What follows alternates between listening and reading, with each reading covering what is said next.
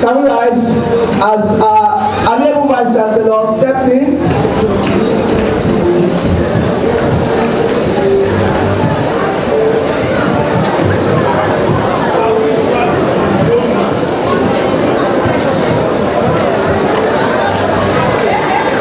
The Vice Chancellor is waiting. Please reciprocate the gesture. A standing applause. That applause is not enough for our distinguished Vice Chancellor. Thank you very much.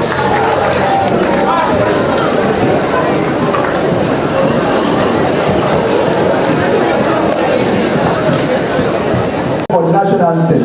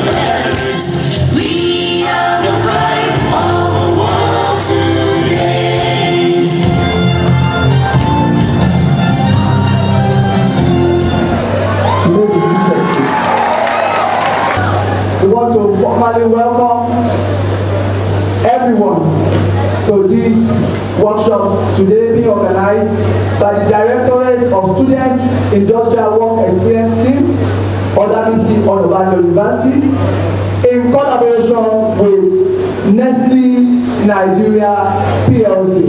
If you are delighted and excited to be here today, please put your hands together for yourself.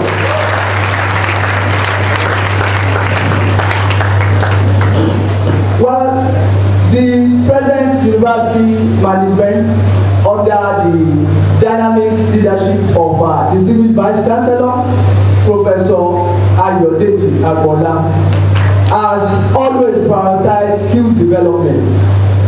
The administration of the Vice Chancellor is focusing on 3 E's, if you know it, 3 E's, and that is education, employability, and entrepreneurship. The VC always says, whenever it's attending various programs, that No nation can actually develop better than the product of their universities. No nation can develop better than the product of their university. And in this regard, he has identified Siwes, that is the Student Industrial Work Experience Scheme, as one of the key parameters for improving the capacity of our students for global competitiveness and relevance. In essence, Siwes is actually crucial for the actualization and attainment of these 3 E's. Please, if we are happy with this synopsis that I've just presented, please put your hands together for our Vice Chancellor. He has created the enabling environment for each and every one of you to study and earn your degrees. Please put your hands together for our Vice Chancellor again. Let me proceed quickly to the introduction of dignitaries. I want to specially recognize our number 1 on campus, the distinguished Vice Chancellor, who has created the enabling environment for staff and students. Please, dear students, put your hands together as welcome Professor Ayodeji Olayinka Johnson Agbola. That's our distinguished Vice Chancellor. That applause is not enough.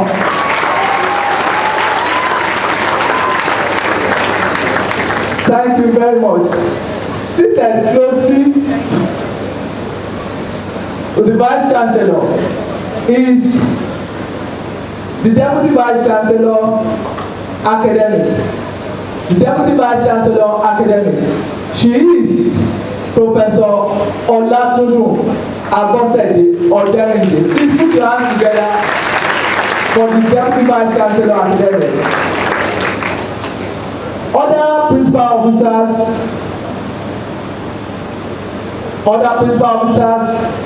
they are recognized. They will be joining us shortly. But seated with our Deputy Vice Chancellor Academic is the Directorate of Linkages and Partnership in the University, Professor Joseph Ashidi. Please put your hands together for Professor Joseph Ashidi. We also have here as our host, the Vice Chancellor is the chief host, but our small host, let me just put it like that, is the Directorate of Student Industrial Work Experience Scheme of the University. Please join your hands together and appreciate Professor Mustapha Adewale Usman. Please, that applause is not enough. It's our host, small host. Please put your hands together for him.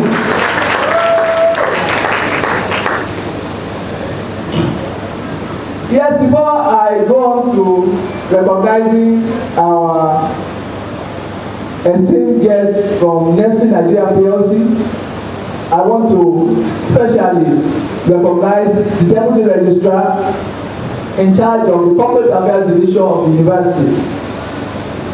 His name is Mr. Niyi Oduwole. He's our boss. Please put your hands together for him. We have leading the team, the Country Human Resource Manager, Nestle Nigeria PLC, Mr. Shakiru Lawal. Please, with a resounding applause, please appreciate Mr. Shakiru Lawal. Also on the team is the Nestle Nutrition Manager. Nestle Nutrition Manager, Dr. Mrs. Yvonne Olalogu. Dr. Mrs. Yvonne Olalogu. Also, let us appreciate the Rural Development Manager of Nestle, Mr. Ali Razak. Mr. Ali Razak. Thank you very much.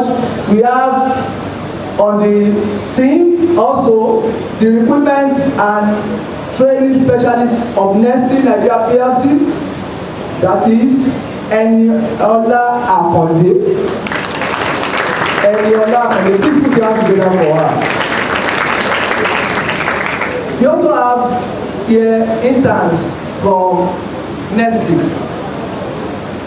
We have next on the item is the welcome address by the Directorate of Student Industrial Work Experience Scheme under the Siwes University.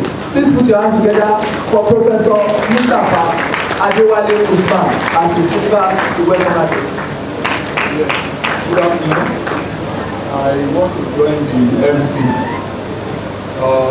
in saying that the Vice Chancellor, Professor Ago-Iwoye, since the beginning of his administration, there are progresses in all areas. When you look at infrastructure, when you look at promotion, everything application, we have full application. So we thank God for your administration. So thank you, sir. The Deputy Vice Chancellor Academy is also there, our mama. Is also hardworking, is always with our Vice Chancellor. You are welcome. The Director of Linkages and Partnership.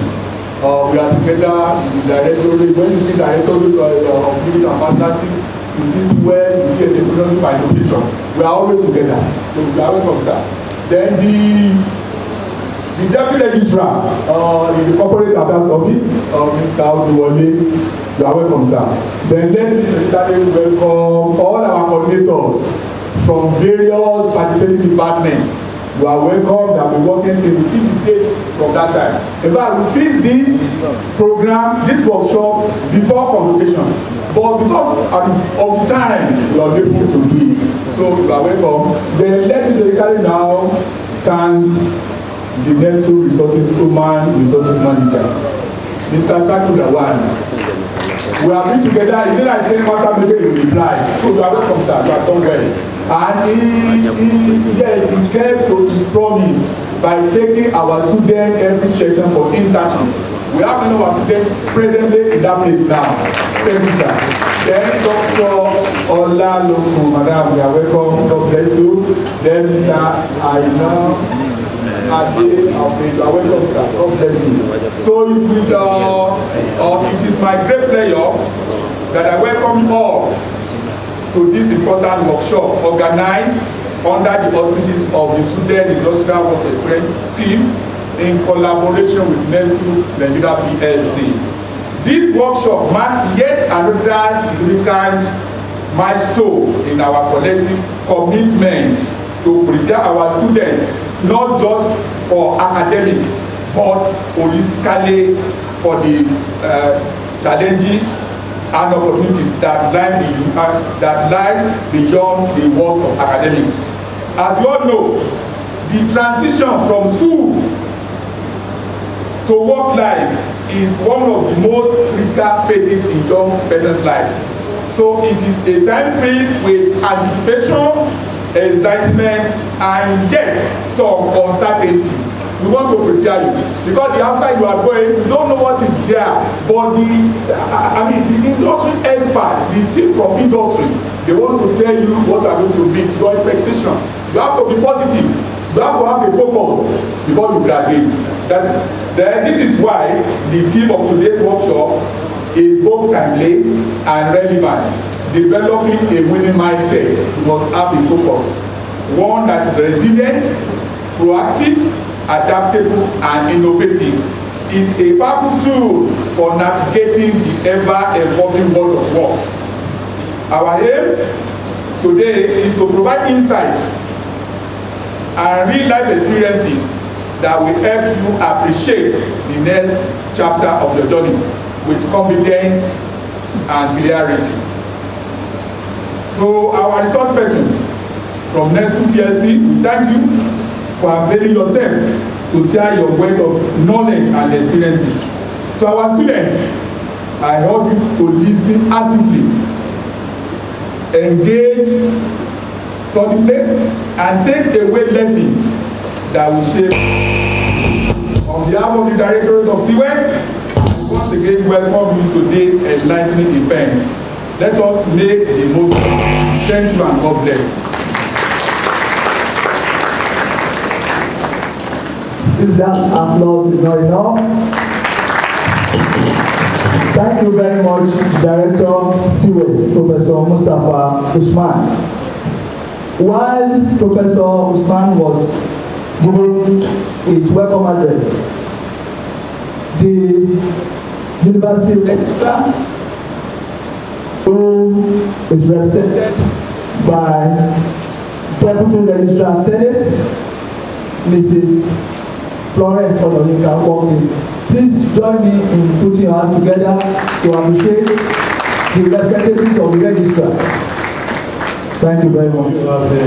Again from Nestle, this particular for about the Siwes Workshop.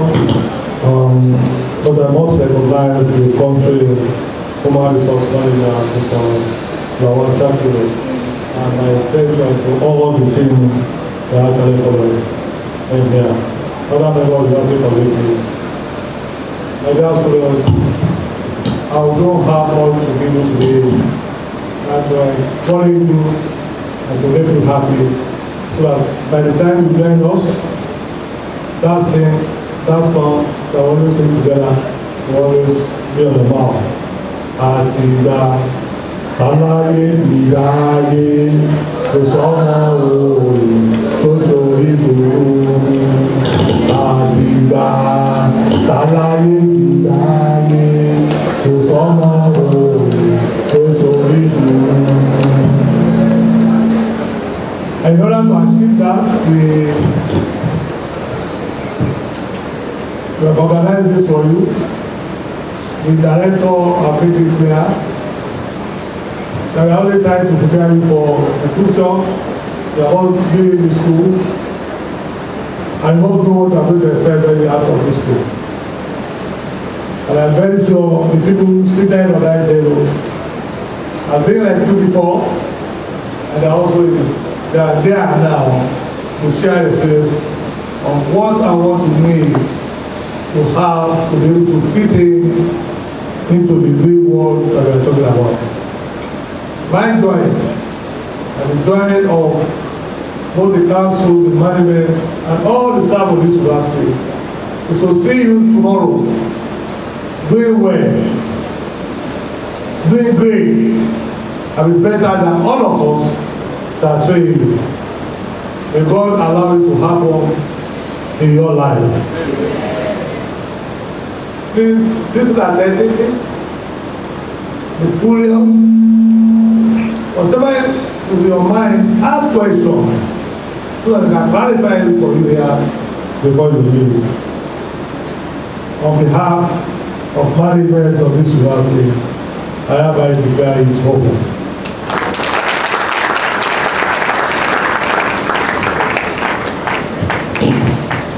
Please put your hands together again for the Vice Chancellor.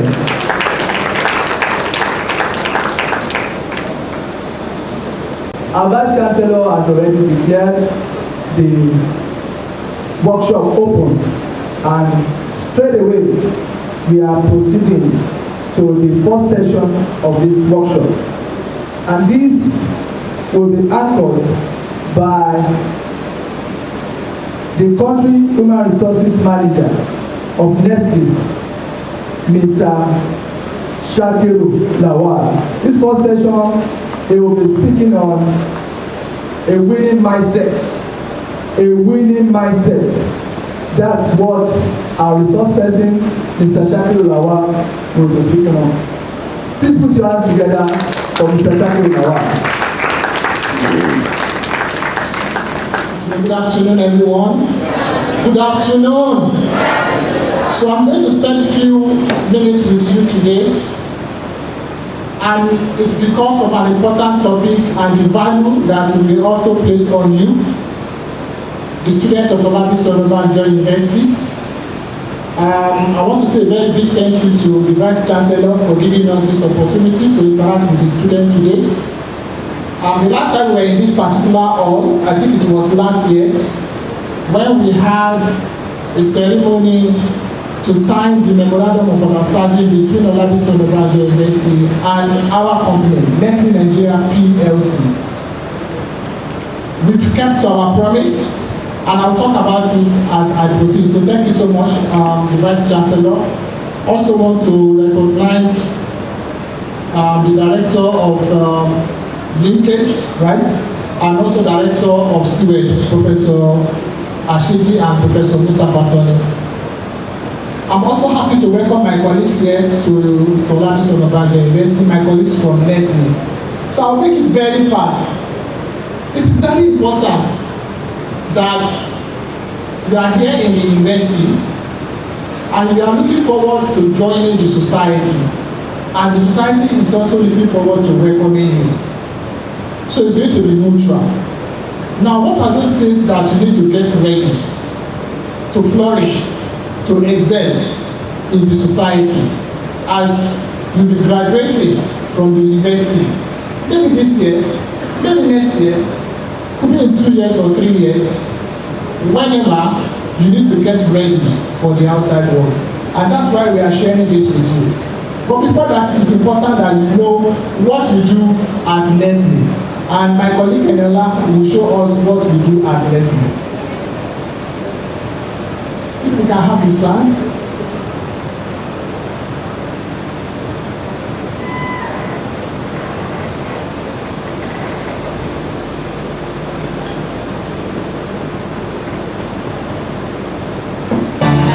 Nestle touches lives every day. From the farmers who produce the agricultural raw materials to the host communities where operations are located and the millions of individuals and families who enjoy the tasty, nutritious products across Nigeria daily. We work with stakeholders and partners to build strong communities and supply chains while improving livelihoods in the communities directly connected to our business activities. Omi ọgbàrá òjòmí àbànáyé gbogbo wa nínú àìsàn. Odò ilé yìí ó ní àwọn bàbá ńlá bàbá wa ó padà wá ojú ìlú. Omi dẹ̀ tó ń jáde náà mọ̀ níbẹ̀ náà torí òwúrọ̀ ẹ̀wẹ̀ ní níbẹ̀ omi lè ṣẹ́ níbẹ̀ kàtó ìkọjá sókè náà bẹ́ẹ̀ tí ó ti jẹ́nà sẹ́ni láti wá máa pọ́n kẹ́dọ́rì àgbàlagbà náà wọ́n rọ̀ mọ́ náà níjẹ́ wá pọ́n mi níbi àti lómi mú nìyí àwọn náírà. Ada di bawah itu menina menina no ada yang nara ada dulu ada itu amari itu.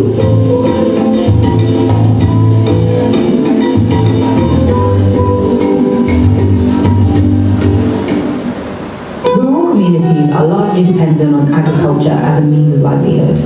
We therefore train the farmers who produce the agricultural raw materials for our production to improve the productivity of their farms and to increase their household incomes.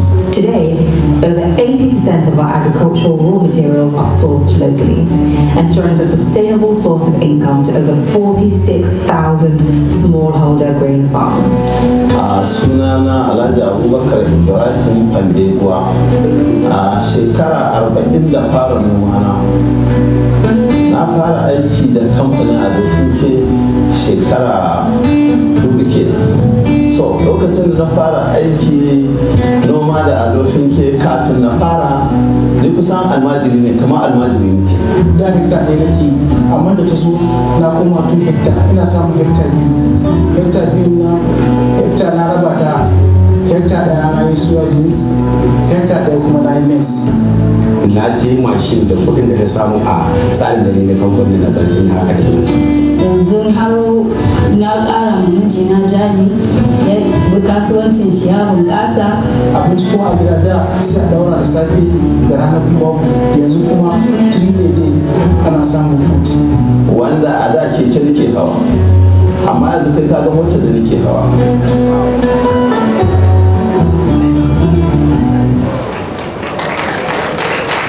In 2021, we started the Nestle Dairy Development Program to support the local dairy value chain. This is the story of our journey so far. Ina kwana Hajiya? Lafiya. Ya gida? Gidan lahiya. Ya kasuwa.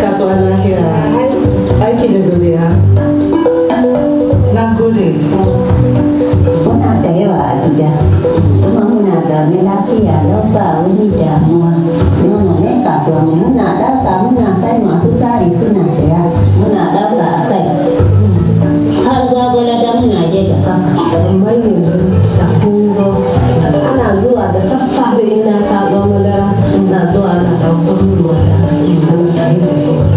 sunana Shehu Muhammad ni aggregator ne na wannan kamfani a CPI and Nestle. Abinda ina yin da kamin wannan kamfani ya zo ina yin noma ne, yanzu ina samun kuɗin da ina ba da taimako ana yi mini daga turu wannan kamfani na.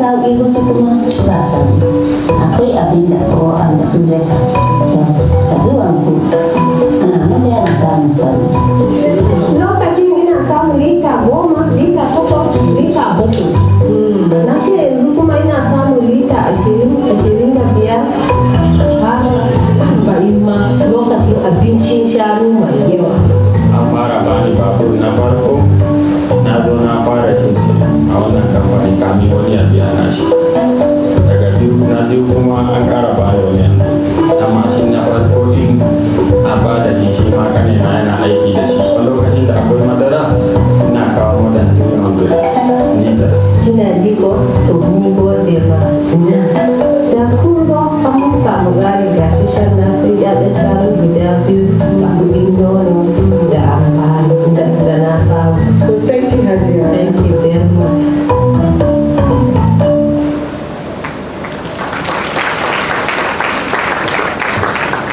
So we touch lives, we touch society, and how many of you would like to work with our organization when you graduate? How many of you? I'm recording you today. How many of you would like to work with Nestle? Very good. So thank you. Let's go to the next slide because of time. I will have given you an idea of how we started. But today, one of the takeaways I want you to know today, when it comes to career, when it comes to life after school, is that your career is in your hand. Please say to your neighbor, your career is in your hand. Your career is in your hand. Sometimes we look at other people to shaping our career, but the answer is no. As a Nigerian, I've heard some of our colleagues and youth talk about the fact that when you go for an interview, the employer already know who to employ. I want to tell you today that it is not in all cases. There are organizations that employ based on meritocracy. So you have to have all the ingredients for you to survive, to excel, and to pass the interview. And I'll give you some of the nuggets today. Next slide. So when we talk about career development, it's the process by which you progress generally. But I would like to talk about those ingredients that is very important for you to excel. And there are 5 factors. It's called learning agility. The learning agility are your natural preference. They are what you do. They are what you know how to do better. And when you excel with your learning agility, every organization will want to work with you. I remember a case of a young guy who graduated from one of the universities. First, he had a first class in accounting. So what it means is that he was really ready. He passed through the school and the school also passed through him. By the time he was in school, he went through what we call the ACCA. If you are in accounting, ACCA certification. The guy got certification even before he concluded his university degree. And he also got started with ICANN. At the end of the day, he was employed by one of the 4 big organizations, one of the 4 big consulting organizations in the world. He got employed. While he got employed, he had about 5 offers from world-class organizations. Why? Because he was ready for the world of work. So yeah, his problem is not to gain employment. His problem is to choose where to work. And today, he has been transferred even outside Nigeria in less than 2 years. So when you have everything that it takes for you to excel, many organizations would like to work with you. And it is you that need to be ready. It's not moving. It is you that need to be ready to prepare for the next set of activities that you need to do. And it's not moving. Please move to the next slide where I have, yes, next one. So I want to talk about, go back, I want to talk about those 5 agility. What is mental agility? Mental agility is the ability for you to conceptualize tasks easily. You are someone that easily understands what is being said in a meeting, what is being said in a classroom, what is being said at work. That is mental agility. The second one is people agility. For you to survive and excel in the world of work, you must have the ability to relate with people. It's not people agility. You must be able to navigate around people. You must be able to understand people with their culture. The next one is change and agility. Change happens every day in every organization. You cannot continue to say this is how we have been doing it. You have to be someone that challenges the status quo. So when we employ graduate training, we are actually looking for how many of them can actually challenge status quo. Because we cannot continue to offer our consumer the same product every day. You need to constantly change in line with what is happening in the society and also the consumer taste. Results. Every organization will require you to deliver results. You are not going to be paid or promoted or transferred or developed if you are not delivering results. So every organization talk about results, and there are several components to results. When you are talking about results, you must be solid with what we call task orientation. You must be able to deliver your job. But you must go beyond delivering your job. You cannot say it is my job when you are doing another assignment. Oh, this is not my job, so I'm not interested. Once you say that to your superiors, then they see you as somebody that is very, very solid when it comes to mindset. So you must have a very broader mindset. And you must have what we call citizenship behavior. What are citizenship behavior? They are behavior that enable you to strive in organization. You must have a winning mindset. You must be able to impact others. You must be able to proactively collaborate with other people. You must not be someone that once they mention your name, people don't want to work with you, and you say, I prefer to work with another person. That ability to proactively cooperate with others is very important. You must always win. Win. Go for a win-win situation. And then self-awareness is that you need to understand yourself. What makes you angry? What motivates you? What activates you? Who are you? What are your top 5 strengths? You need to have that understanding of who you are. And that is why it is very important that you do what we call self-assessment. And I encourage you go to the website, check as much as possible opportunity for you to have a self-assessment. But it is possible that you can do a Gallup self-assessment. I will encourage you to do that. Gallup Clinton self-assessment after this program.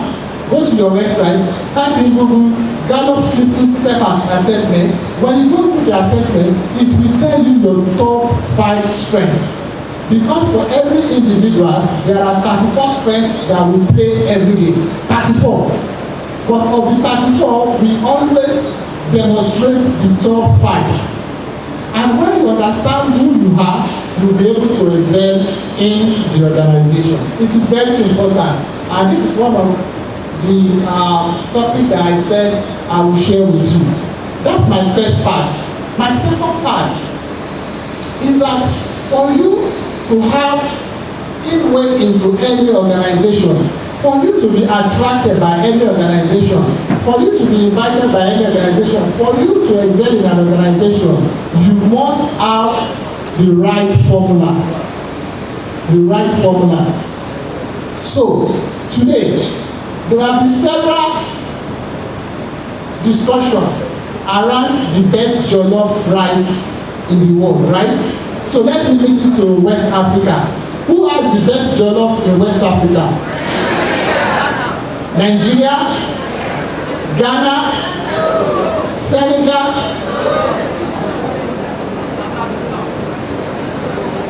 you need to go to some other country to taste their jollof rice. But I will not tell you the best. But for you to cook a very good jollof rice, you must have the right ingredients, right? You must have the rice. Okay, let's go for concoction rice, for example. You must have the rice, you must have your pepper, your tomatoes, your onions, your oil. All these are ingredients that you need to cook your rice. This is the same for you to excel in any organization, for you to be invited for interview, for you to excel at interview, you must demonstrate the right competencies. You must demonstrate that you have the right competencies, the right behavior, the right attitude. You must demonstrate that you are ready to be employed. Sometimes during interview, doctor, you are here, during interview, when you interact with some candidate, the panel will tell you that this one is not ready to work. So you need to have the right competencies. You need to have the right behavior. And I'm going to give you some of them today. What are those behaviors that you need to have? The first one, you need to take ownership of everything you do. Take ownership. Don't give ownership of your career to another person. If you give the ownership of your career to another person, it will be very challenging. You can get support through mentorship. You can get support through coaching, but you need to have ownership of what you do. And what is ownership? Ownership is being accountable for everything you do. At the end of the day, the degree that you are going to have from this university, you need to be accountable for it. Sometimes during graduate training interview, when you have a graduate from a particular discipline, I don't want to mention, and you ask the graduate to explain to you basically what his or her course is all about, some of them struggle. So what it means is that they did not take ownership of the course they have studied for 4 years. So you have to take ownership of your career. You need to understand what you have studied in the university. So let me turn to my colleagues who graduated, who are in the Industrial Relations and Business Department, Business Management.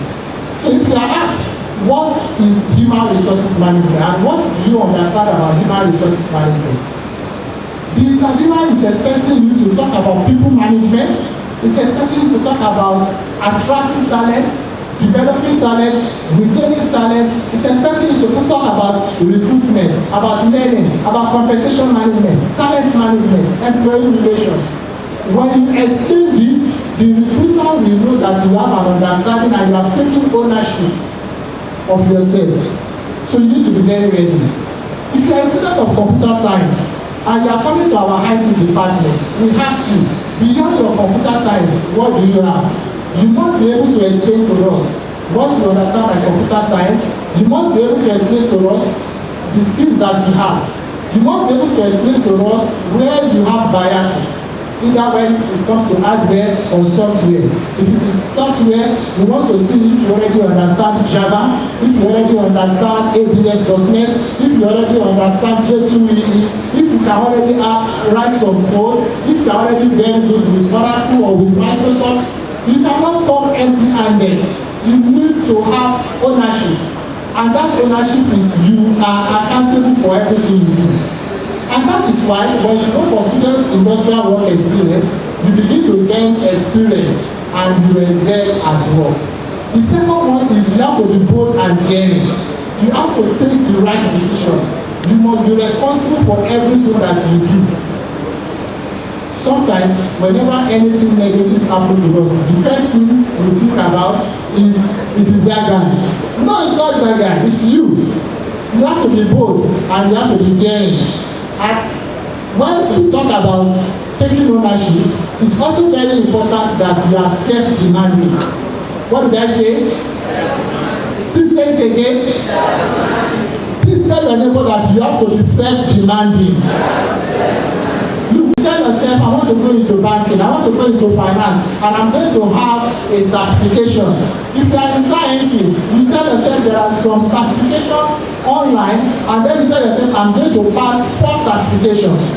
So it is very important that you are self-demanding. And this is in addition to your coursework.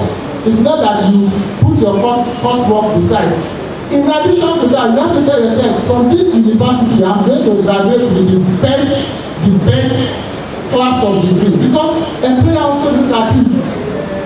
So you have to be very self-demanding. So what is the best behavior? Take ownership. And when we talk about take ownership, you have to be accountable for what you do. You have to be bold and daring, and you have to be self-demanding. When you discover that you are even playing too much, you tell yourself, you call your name, and you answer yourself that you are playing too much, and it is time to learn. The best time to learn is actually when you are in school. Once you leave school, the demand of the society will be too much, so much on you, that combining it might be challenging. You can navigate through it. It's another skill and competencies again to navigate through combining work and family life, but the earlier you start, the better. Once you have the right foundation, solid foundation, it is much easier to build on it. The second one is being effective. Being what?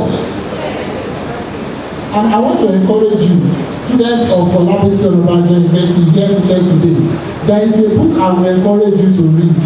It talks about being effective. That book was written by Dr. Stephen Covey.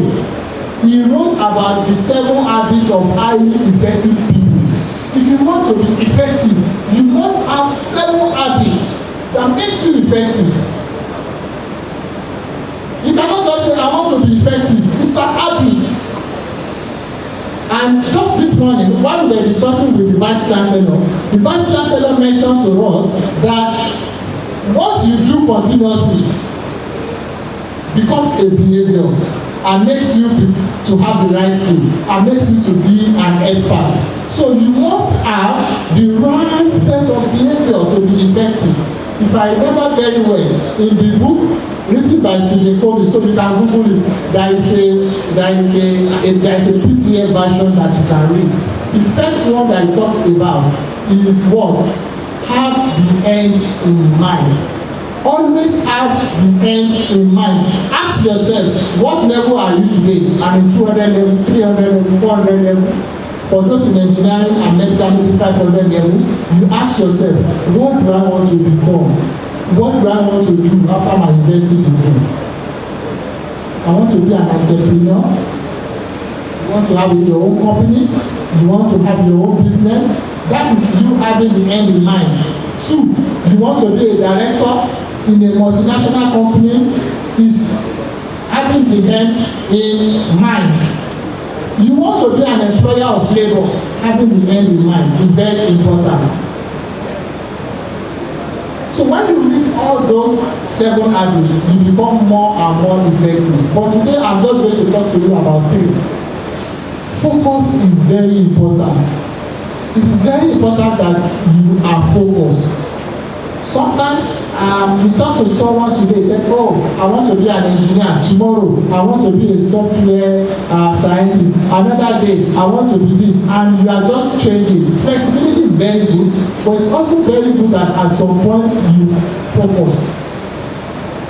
If you are a law student, you need to be very focused on what aspect of law you want to expand and you want to specialize. Emotionally intelligent, you have to be emotionally intelligent. What does it mean to be emotionally intelligent? If not for time, I would have asked you your understanding of what it means to be emotionally intelligent, and I would have given you some gifts.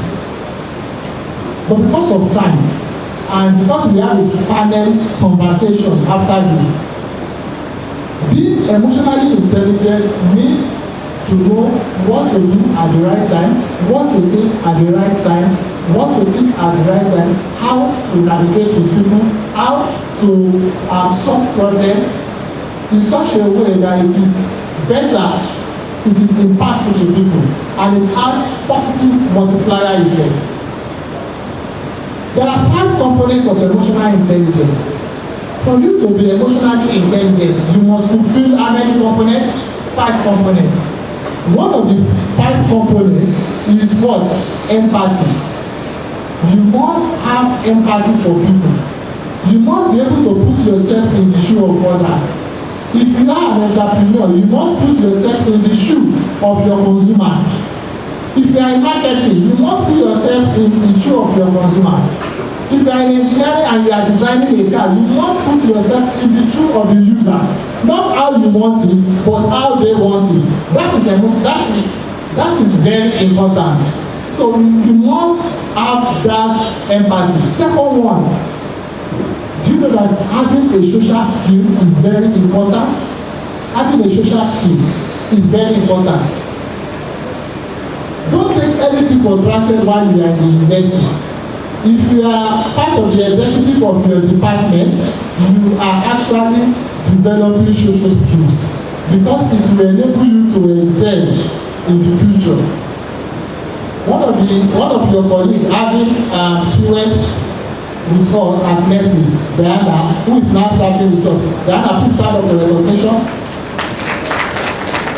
I think she was one of the executives of the Industrial Relations Department when we came for a particular program. And when she came to our organization, you will see that she has developed some part of social skill, which enable you to interact with people very, very well. So, when you want to be emotionally intelligent, you must have what? Empathy. Second, you must have social skill. Self-awareness is also very important. Self-awareness. I'll talk about it. Next one is motivation. Motivation. You must have that self-motivation.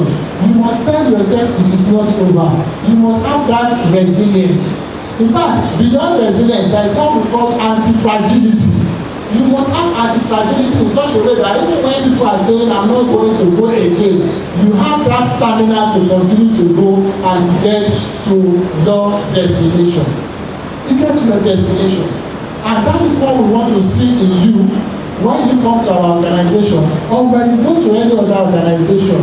Whether you are going for internship or interview, please, you need to have this. And one of the ways to develop these skills that I have mentioned is for you to seek for opportunity to have industrial work experience, opportunity to have what we call volunteering programs. It is not everything that is money. Volunteer to work for a world-class organization. Go to some company, tell them, don't worry, don't pay me. I just want to learn from your company for 3 months. I just want to learn. And then that knowledge will give you better return in the future. And then you map your goals on how you can improve your collaboration with others. Because organizations continue to promote those who are able to collaborate with others meaningfully. No matter how good you are, you cannot continue to work on your own. You need to be able to work with others. And one of the best ways to collaborate with others is to have an understanding of the subject matter. You have been given an assignment. You need to read about it. You need to research about it. You need to ask questions. You need to identify and itemize what you are going to contribute to your colleague when you go to meetings. And when you are able to do that, you discover that you are already excelling. Now, when it comes to the last part, is delivering results.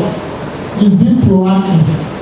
And it is one of the 7 habits of highly effective people. In every organization, in every team, in every class, there are 4 sets of people. 4 sets of people. The first one are people that have carefree attitude, laissez-faire. Even when you give them assignments, they don't contribute, but they love it that you just include their name. If I were you, I would not include their name. Laissez-faire. The second people are people that are very reactive. Once you discover that your assignment is ready on the day of submission of an assignment, please note that you are reacting, that you are not at the right level. I'm going to say it again. When you discover that your assignment is ready a day to the submission of your assignment, or you are one of those people that have to bid for extension, then you know that you are already having a challenge with what? Being proactive. And it is a problem you should solve before you leave the four walls of the university. Otherwise, as soon as you come into organization, your bosses will give you assignments and they will expect you to deliver. When you don't deliver, they begin to form an impression about your potential. Don't forget, when I talk about your potential is your what? The learning agility. And I talk about 5 components of learning agility, right? 5 components of learning agility: mental agility, people agility, result agility, change agility, and what? Self-awareness. Then the manager is already challenging that this guy is not very proactive. So when there is opportunity for promotion, opportunity for advancement, you may not be considered. It is same for interview. If you come for interview and you are not proactive, right from your first statement it shows. And one of those ways that I personally test students or trainees or anyone during the interview is that I ask you, what do you know about Nestle? If you are not able to tell me very well about the organization that you have applied to join, I say to myself, you are not ready. You are not ready to work with us. Even if you know every other thing, the fact that you did not spend 10 to 15 minutes to understand the company, what we do, who we are, our background, where we are coming from, our values, our creating share value, what we do for society, then you don't have any business joining us. And it's not only me, it's every organization. I once read an article written by a CEO, and the CEO said one of the tests that he always gives to every candidate that wants to join this organization is that he will give them a pen. Sorry, madam. Give them a pen and said, please write the name of the company you want to join. Sorry, madam. I'm not supposed to have a pen. Write the name of the company you want to join. The CEO said 70% of candidates fail that test. You said you want to join a company, and then we say, write the name of the company, but you cannot write it. It's a very big challenge, and it is part of being proactive. So being proactive means you are ahead of others. Remember I talked to you about what type of people in every organization, in every society. I mentioned 1, 2, those with carefree attitude, laissez-faire. The second are reactive, and I give you an indication of what will make you reactive when you are submitting your assignment on the due date. When it is only on the due date, you are now navigating through internet on what to copy and paste. Being reactive means that you are not ready to provide solution. But the second type of people that most organizations will want to employ are proactive people. People that think ahead. They have results ahead. When you give them assignment, they can even tell you much more beyond what you are giving them. And the last set of people are people that are actually outstanding. When you are outstanding, right from your interview, you will know that you are outstanding. Another thing that I would like to share with you is resilience. And I think I will end here so that we can go into the panel conversation. I have a lot to share, but because of time, I will stop at resilience. What is resilience? The resilience is the capacity to recover in difficult situations. The capacity to recover in difficult situations. The capacity to make sure that difficult situation does not weigh you down. Please, I want you to know today that you are not likely going to have your job from your first interview. Just know that. Already have it at the back of your mind. Don't be disappointed. You need to keep going. You need to spread your wing. You need to make sure that you have your CV spread out to every organization. So, resilience is associated with what we call our inner strength. It's a competence that you have to have. Please, you need to have that competencies. of being optimistic, being flexible, and the ability to cope with difficulty. Because sometimes life may not be that easy at the beginning. Sometimes you see some of your colleagues already gaining employment. It doesn't mean that they are going to be the best at the end of the day. Because yours is yet to come, and it's actually the best. So you need to have that resilience. And one of the ways to have resilience is for you to be very clear with what you want to do. What do I want to do? You must have one option. Sometimes people talk about option B. Once you have option B, some people say it's not good enough. Stick with one option. Identify step of what you want to do. You want to go for another program after your first degree, you need to identify it. You want to go for internship, you need to identify it. You want to work in another organization, you need to set your goal very, very clearly.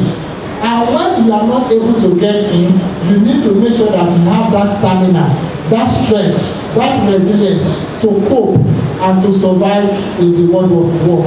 And on that note, I'm going to stop here and allow us to go into the panel conversation where we will be answering some questions. So it's going to be very interactive. We will ask you, we will give you the microphone. We want you to ask us questions that may have been bothering you or that you want to know about.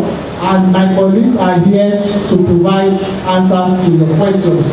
I hope the few words that I have shared with you will be impactful, it's already impactful, that you are going to work on it, that you are going to make use of it. I want you to go through it, check with it again, go back to your room today, write few things that you learn, and really, really work on it. Because the society is actually waiting for you, and I wish every one of you all the very best in your next journey. Thank you. So once again, the country human resource manager of Nestle Nigeria PLC, Mr. Shakiru Lawal.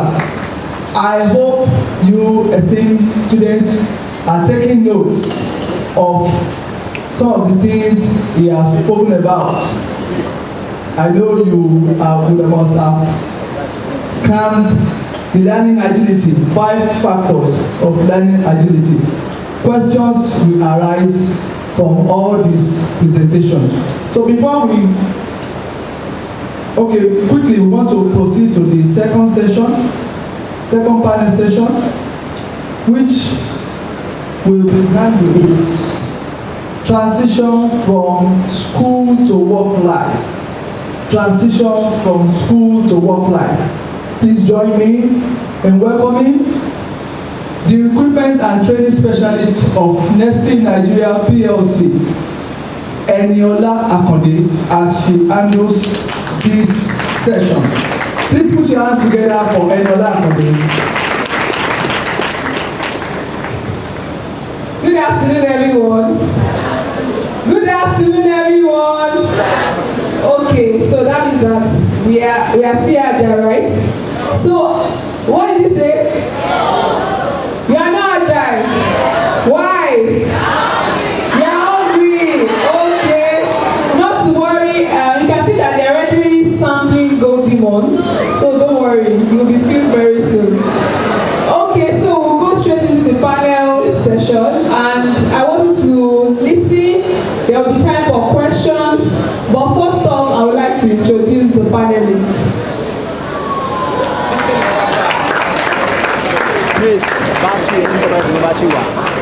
Is the country human resources. Okay, so I'll be introducing the country HR manager, Mr. Shakiru Lawal. Shakiru Lawal is the country human resources manager for Nestle Nigeria, a role he has held since 2021. His journey with Nestle began in 2005 as assistant HR manager, recruitment and industrial relations. And over the last 2 decades, he has grown through a series of transformational roles across Nigeria and Ghana. From serving as HR Globe Spot during the SAP implementation project in 2007, to leading HR operations in Nigeria and employee services at NBS Accra, Shakiru's impact has been far-reaching.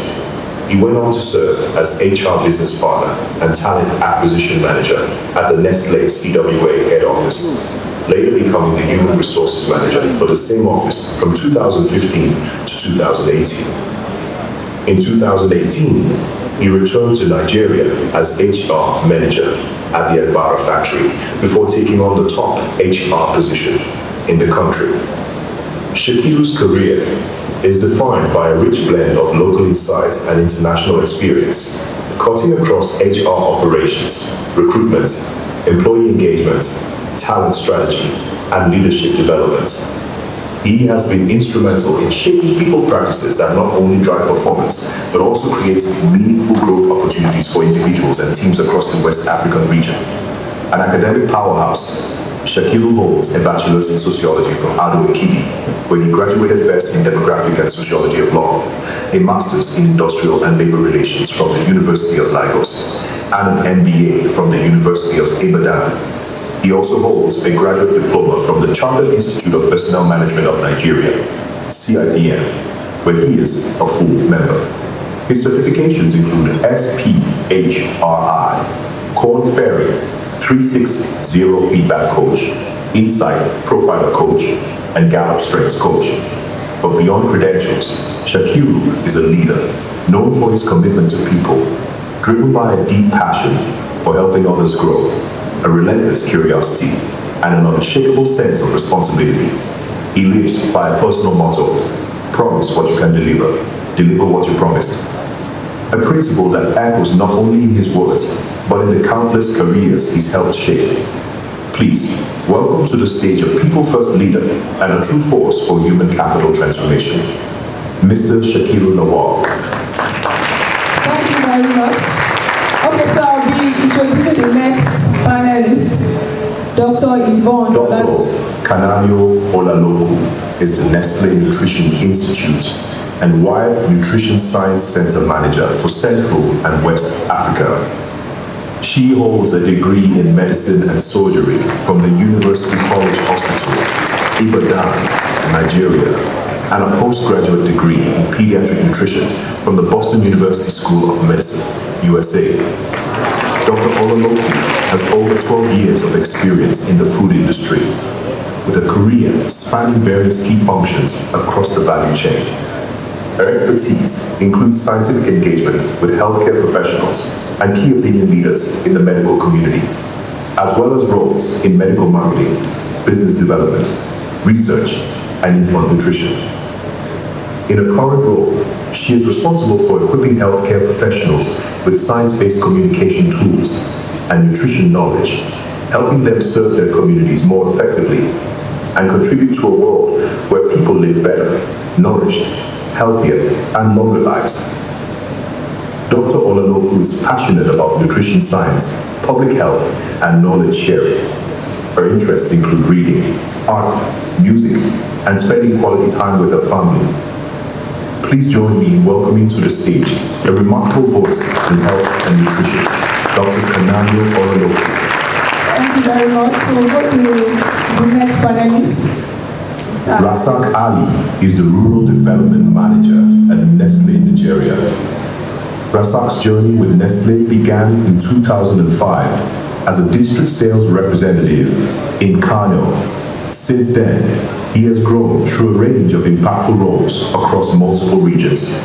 He served as Assistant Sales Manager for the Kano region, then as Branch Category Development Manager in Lagos in 2010, and soon after as Project Manager overseeing Milo, Nido, and nutrition brands at the Ilupeju head office. From there, he advanced to become Regional Sales Manager for the Jos region before taking on leadership roles as Branch Manager for South-South 2018 to 2022, and later Southeast 2022 to 2023. Across these assignments, Rasak has consistently demonstrated an ability to deliver strategic clarity in complex markets.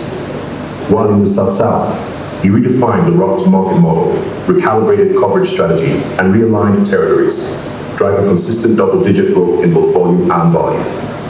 Earlier in his career, as project manager at the head office, he led the launch and penetration drive of Cerelac 50 grams, a breakthrough SKU in the baby food category.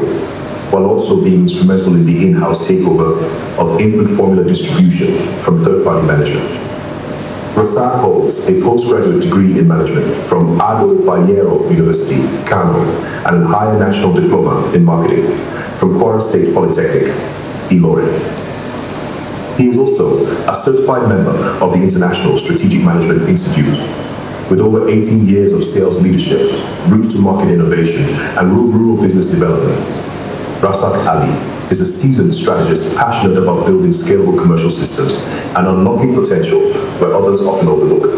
Please welcome to the stage a groundbreaker in rural expansion and a quiet force behind Nestle's market evolution, Mr. Rasaq Ali.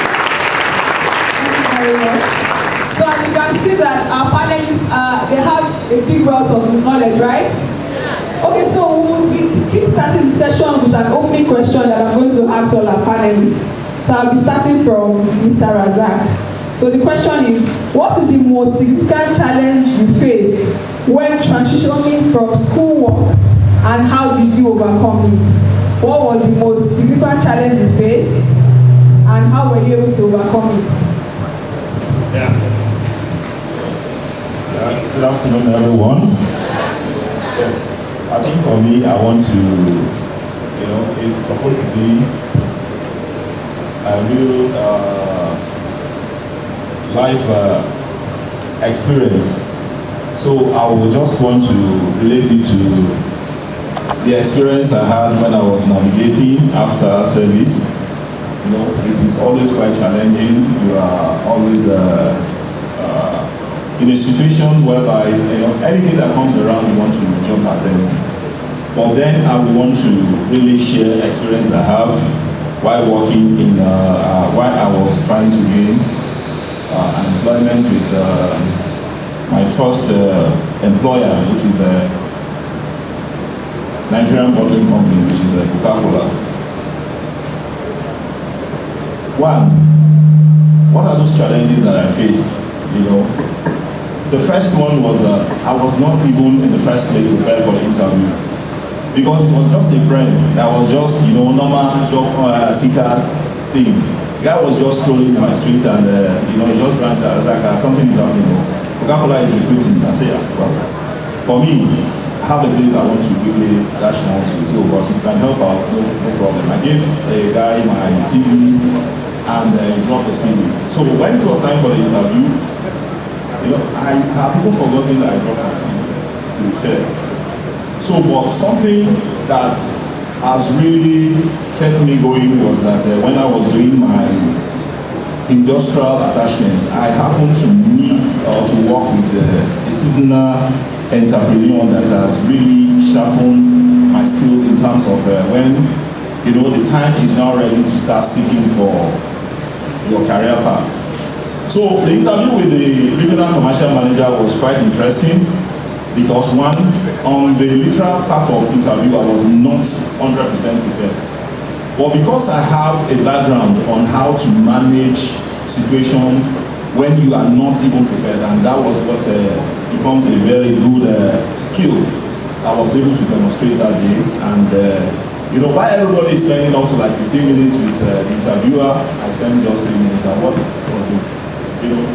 The breakthrough was just that I was straight to the point, and the HR, the country resource manager said something about daring. I dared the interviewer. You understand? And how did I dare the interviewer? Was that the interviewer was a regional commercial manager with Coca-Cola and has spent up to like 15 years. And he asked me a question that what are my career aspirations and where do I see myself in the next 3 years? I said I would like to see myself in this position. It was a daring question to the man. So he was asking, how do you intend to achieve that? I said I have set my growth plan. I have a career path I want to start, I've set for myself. And those career paths, you understand, they are the driver, they are the motivator that keeps driving me wherever I found myself. So my career path is that in the next 5 years, I want to be at the top of any organization I'm working with, and that is why I want to assume that position. It's caught him unaware, and it's also something that he thought that, what? If this guy has this growth ambition, definitely, if he's added to the team of Coca-Cola, definitely is going to make substantial difference in no time. And that was the exact result. When I was posted to Kano to start with, you understand, I met, you are going to face some challenges. The reason why any employer will employ you is because they want you to come and add value. They want you to be productive. They want you to make difference. And you should have that growth mindset. As a salesman, that is, we talked about winning mindset. For a seasonal salesperson, you need to have that growth mindset, that resilience that will keep driving you to want to always surpass whatever your achievement has been year on year. So, and that was the breakthrough. I got to Kano, a lot of challenges. That Kano plant that was posted is referred to one of the worst plants in Coca-Cola. And I said, I'm going to change the face of this. And what did I do differently? It's just to understand the terrain, understand why people are underperforming, and help to just help them up, to motivate them so that they can drive even beyond what they think they can do. And that was exactly what I did in 6 months. And within the time space of 11 months that I worked with Coca-Cola, we were able to turn around the sales of Coca-Cola Chalawa in 6 months. And we changed the narrative from being the worst plant to the best plant in Nigeria under 6 months. So for you, and my message to you is that when you are applying or when you leave from the curriculum of the school, you understand, make sure you are so daring and you know what you want and go for them. Once you are going for them, prepare your mind that they are going to meet a lot of challenges, but what are those things? I've talked about all the agility. Make sure you possess them while you are here, so that these are the navigating and these are the levers that will use to succeed and to make an impact in any organization you find yourself. So thank you. Thank you very much, sir. So still on the opening question, I would like Dr. Yvonne to please answer. What was the most significant challenge you faced while transitioning from school to work, and how were you able to overcome it?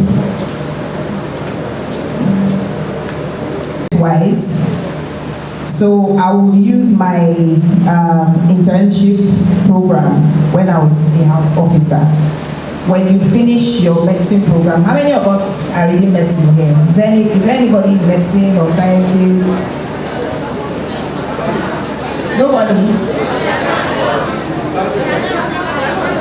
Okay, great. So then we had our mandatory program. The first, you do it for 1 year.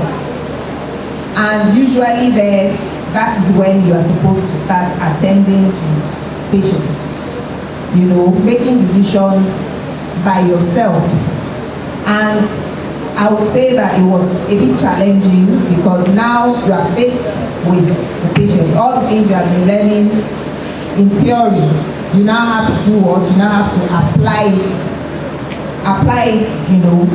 hands-on, so that you can make decisions. And if you make a poor decision, what do you think will happen to that patient? You give the patient the wrong treatment. So, how I was able to overcome some of these challenges, I also tried to collaborate with my colleagues, and we will share experiences of the kind of cases that we were seeing. Then also good communication with our superiors. You have to learn how to communicate. It's part of the skills that you need to have. When we talk about soft skills, communication is very important. And why is communication important? You cannot be talking to yourself when you go to work. You have to talk to people. And the way you talk to them, how you talk to them, when you talk to them, when you should say things. Like Mr. Shakiro mentioned, emotional intelligence is also very important to be able to navigate the workplace. So this was what also helped. When we share ideas, we communicate, and we had a lot of projects in between on how to manage some of the cases that we saw.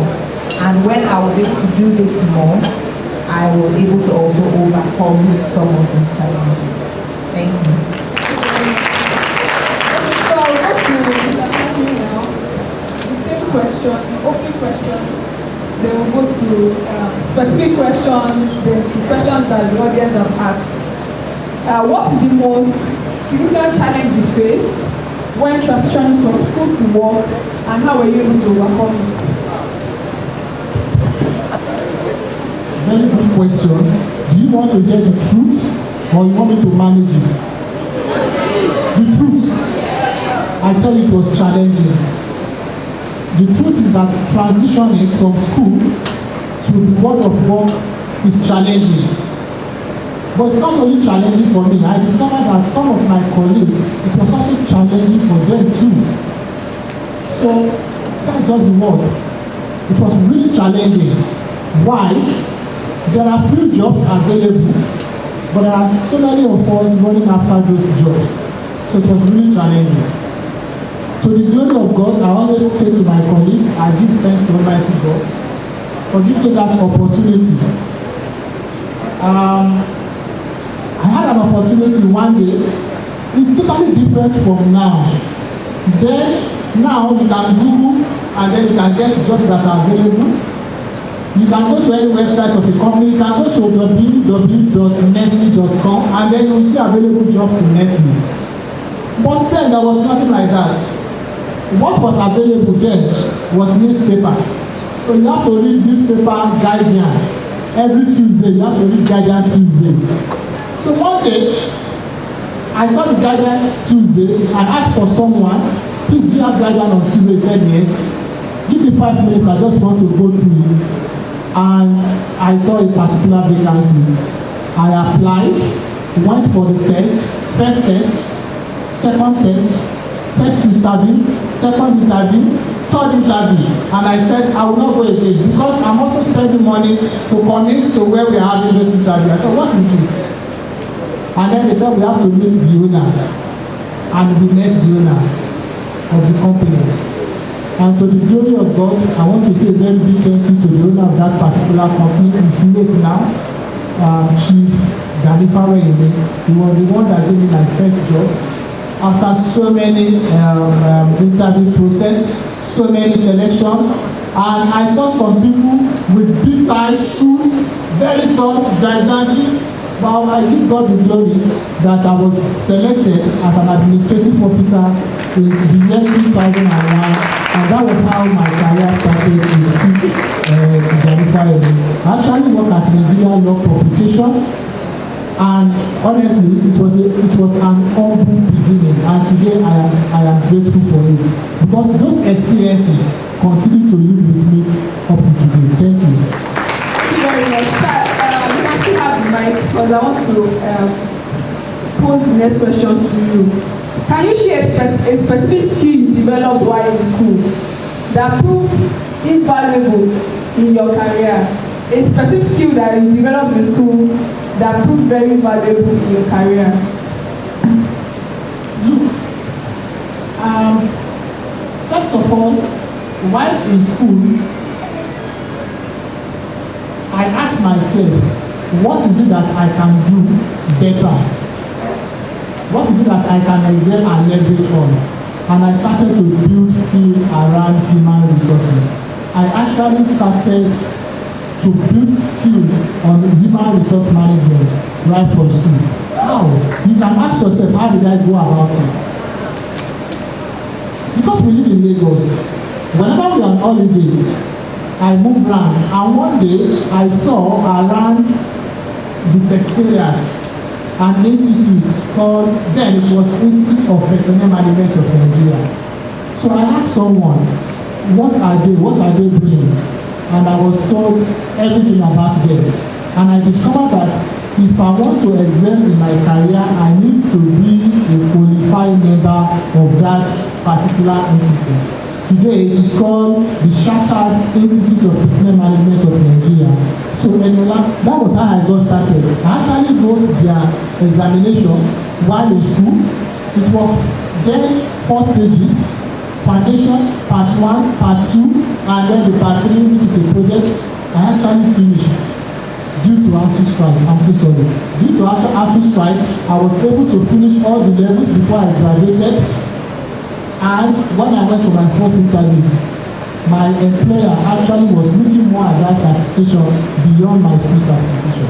I hope I answered the question. Yes, thank you very much. So, as you can see, it's very important that you start building skills. Because that means you should be able to juggle school with what? With skills. Go for certifications, try to engage yourself because you are competing with millions of what? Of people. So imagine you see an advert that 10,000 people applied and just one person will be selected. So how can you ensure that you are the what? You are the best or the best? So I'll go to Dr. Iwoye. The last question from my hand before we go to the questions from the audience. So the question is, reflecting on your early career, what was the common misconception you had about workplace? And now that you are the workplace, how did reality differ? Okay, thank you, Eniola. So I would say that when I started, I will use when I started with Nestle because, of course, when you hear Nestle, the first thing you think is, big company, in many countries, you have to be the best in everything that you're doing. And being a perfectionist that I am, I believe that you should be the best at everything. But what did I find out when I started work? You cannot be the best at everything. That's the honest truth. But you can be the best at what you do. Be the best at what you know how to do. Because usually there's a lot of pressure in very key organizations to want to do everything. And we know the common saying that jack of all trades, master of none. So try to know what you are very good at and also try to delegate. In the last 15 years that I have worked with Nestle, I've had opportunity to have leadership positions. So I learned along the line to delegate. Where you are able to delegate, you delegate roles to people because everybody has their strengths and their weaknesses. So you should be able to identify in your team who has the capability or the strength to perform this task. Then you delegate appropriately. Also, you can outsource. So this way, you are able to, have a very balanced work or work-life balance, if I have to put it that way, so that at the end of the day, you still are able to achieve your business objectives without getting, stressed or burnt out. So that was how I was able to navigate that. Thank you very much. So I think you've been able to pick the word from what she said. She said you might not be the best at everything, but try to what? Understand yourself and leverage your words on what you know how to do best. Right? That means that there's so much gaps in the workplace. Try to develop yourself, and before you know it, people will notice you for what you know how to do best. Okay, so my last question before I start before your question, the question goes to Mr. Razak.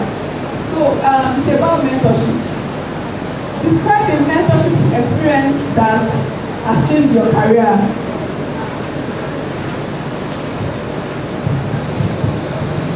I think on my own side again, when I was answering the first question, I talked about my IT experience. I worked with a protocol officer, a retired protocol officer in the movie.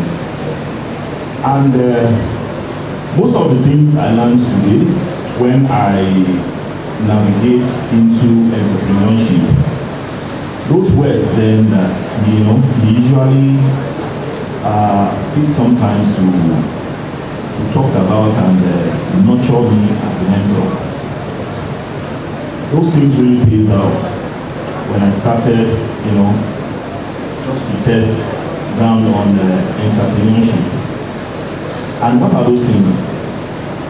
He said, one, if you are sending a proposal or to a client, said there are some certain things you need to observe. And it starts from the way you package your letter paper in an envelope and address. And there he taught me how to fold letter paper. That when you send such to any of your clients, so because your clients might have 1,000 quotations on his table and it's just flipping through. He said, but the folding of that letter paper will quickly arouse his attention because you are folding differently than the way every other person has done their own folding. So, you know, at first, I looked at it, what does folding of envelope or letter paper have to do with it? It's all about who you know, and he said no. And I tried it when I started my cleaning service business.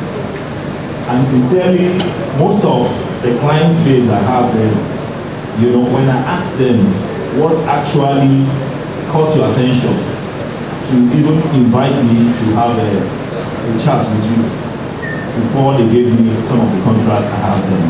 And they told me that it was on just the letter paper I folded and I sent to them. Immediately they opened it, they saw that no, for this person to have done this, means the person knows all the integrity and everything that it takes to start and to run and to you understand, arouse the interest of its clients. That was that. And another lesson he taught me again is that as a businessman, never take gratification from your clients. And it feels that again for me while navigating also as an entrepreneur. I had an accident with my first car when I was looking for a job, you understand, and I was running a cleaning outfit. And the client offered to give me, you understand, temporary, his own, you know, unused car. And I declined that offer based on the experience I had with him and what he has told me, and I declined. Later, in the course of transacting even business with that same client, there was a day I went to his office. He's managing director of BBC Communication then. And while I was sitting waiting for him, came into his office and there are some other clients that are seated there that were even there before himself. And he called me first.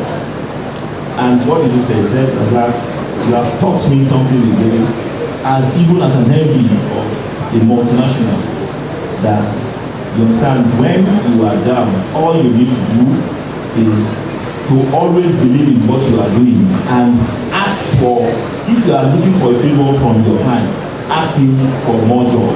So another lesson there is that whenever you have a client and he wants to give you gratification, you know, logically decline, but rather ask for more job from that person. You earn and you gain more respect from your client, and this is some of the tips for some of us also in one way thinking of becoming an entrepreneur in the future. So this is my experience. Thank you very much. Okay, so now to your questions. Dr. Iwoye, you have the first question from the audience. The question is, did you face any special challenge in working in the industry as a woman? Okay. I would say that since I have been working in Nestle, I haven't faced any special challenge. I'm very happy to say that Nestle is a very strong gender-friendly company. So there are so many, I would say, benefits or considerations, you know, especially when you have to work as a woman. When you get married, when you get pregnant, you have your baby, you have maternity leave of 6 months, you know. So there are many considerations, and Nestle is very, like I said, very gender oriented. So I don't have any negative experiences working as a woman, but I would say they have been very positive all through. Thank you very much, ma'am. Okay, so I want you to please get ready because you come forward to ask questions, but while you are getting ready, I will ask Mr. Shakiru this question. So the question is, what is the major turning point in your career that sets you up for success? So do we have anyone who wants to answer this call forward? Look, I think there was a particular point in time that I needed to make decisions around my career, and it was a period where I had opportunity with three organizations, and I need to decide which one to work with. It was very difficult for me to select, but I was able to put some parameters in place. I know up to now it's one of those periods that if I ask myself what I could have done differently, I give glory to God. Thanks to God for giving me that opportunity to select Nestle, because I had three opportunities and I would have chosen some other organization, but selecting Nestle for me is a very great turning point, because working with Nestle is working with a global organization, and I'm really proud to be part of the organization. Very well. Do you have anyone who wants to ask questions? Please come forward. Okay. Question time. Good afternoon. My name is Ademola Minas, a student accounting department. So I want to say very big thank you to Nestle for the opportunity they give us. For this great opportunity.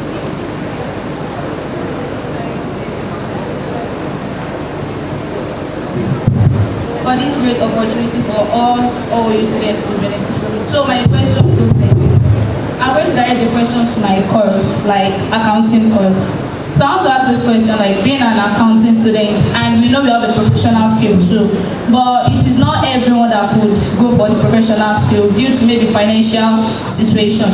And we know after our Bachelor of Science, which is a BSc, they will have to like go for job hunting and maybe get into a company that he or she wants to apply for. And we know there will be many candidates that already have a lot of degrees and maybe they've gone for the expert examinations, but this person that does not have this let me say this kind of degree like the ICANN and some other degrees aside for BSc, and maybe such person was not like when he or she got to the job, maybe he was not given or she was not given due to the application just only BSc that was from it. What do you think such person will feel like? And I don't know, maybe you have any advice, because due to this program, my dreams was renewed again. But this person was not able to give him a job due to the financial situation. What do you think the person should keep going, that one day he or she will get there? That was my question. Thank you. Next question. Sorry, what's your name, please? Okay, Aminat. There are several people in your shoes.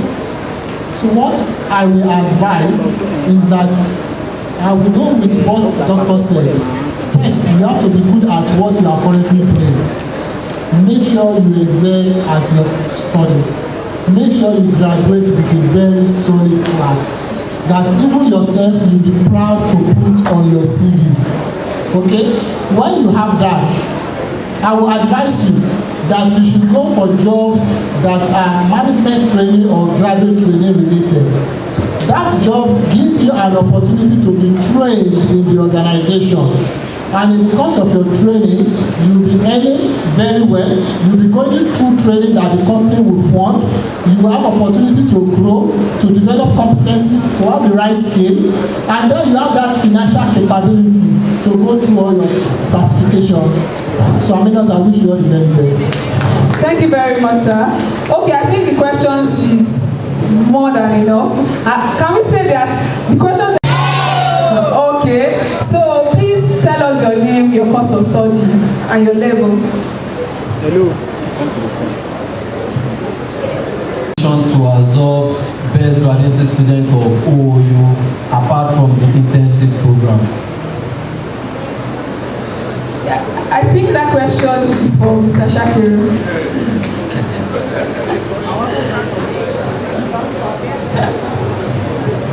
Look, we give opportunity, and as much as possible we relate with the school. So from time to time, we will tell the students, first of all, there's nothing like absorption. We don't absorb.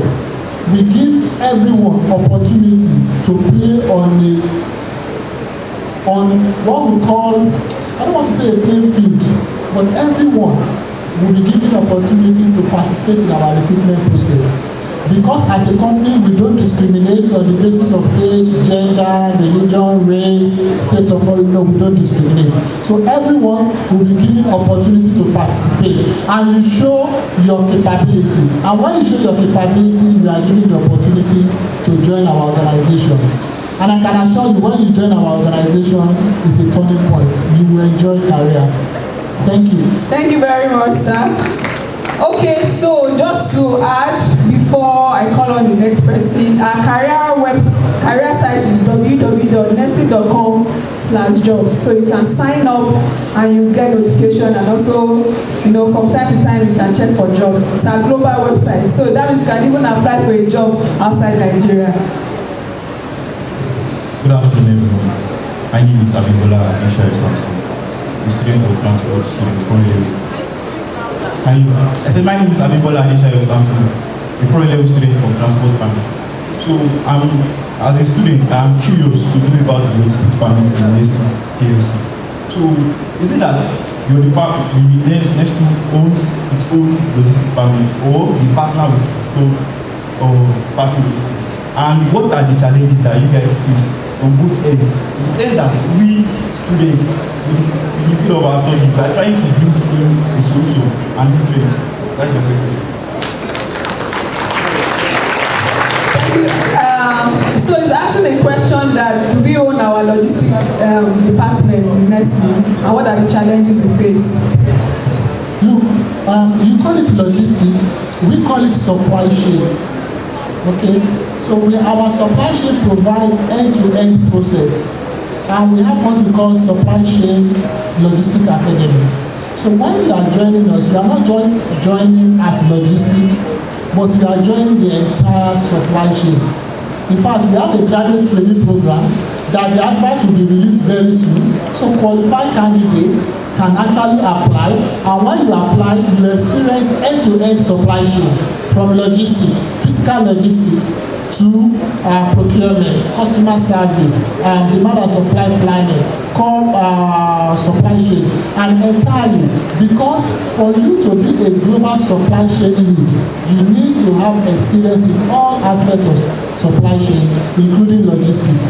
But I understand the passion, because I know that in this school you have even transport management as a course, and these are some of the people that we are looking for. So once it is out, we encourage you to apply, go through the process, and I wish you all the very best and your colleagues. Thank you very much.